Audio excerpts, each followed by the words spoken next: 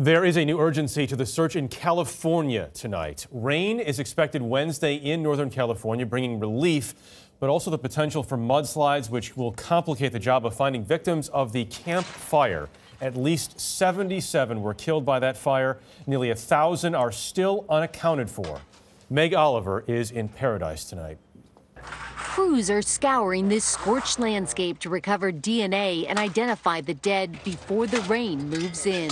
It's heavily, ash and soot, and when the water turns, touches that, it kind of turns to sediment. So anything that we have or potentially have, is going to be further buried and entombed by that. Search teams are trying to find bathtubs or mattresses, likely places people would take cover when the fire left them no way to escape. With more than 40,000 people forced to flee the campfire, there are close to 1,000 people still unaccounted for. Could that list be inflated? That list is subject to fluctuation both up or down as new information and data comes in. That's because the sheriff says there are duplicate names on the list, people who don't know they're on it, and reunions that haven't been reported. As investigators dig into the cause of the campfire, Pacific Gas and Electric has confirmed it had 2 power line failures the day the fire ignited.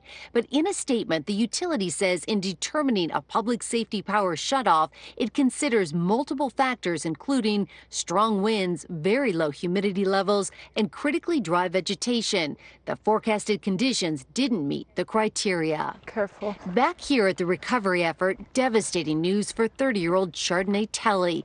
Last week, CBS News was with her as she tried to locate her father, Richard Brown. She had not heard from him since the fire struck. He's been through war and so many things, and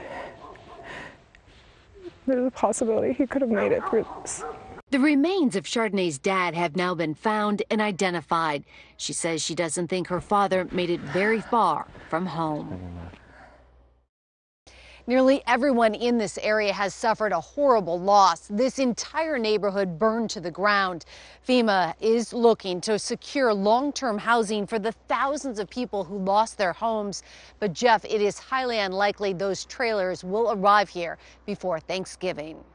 All right, Meg, thank you very much.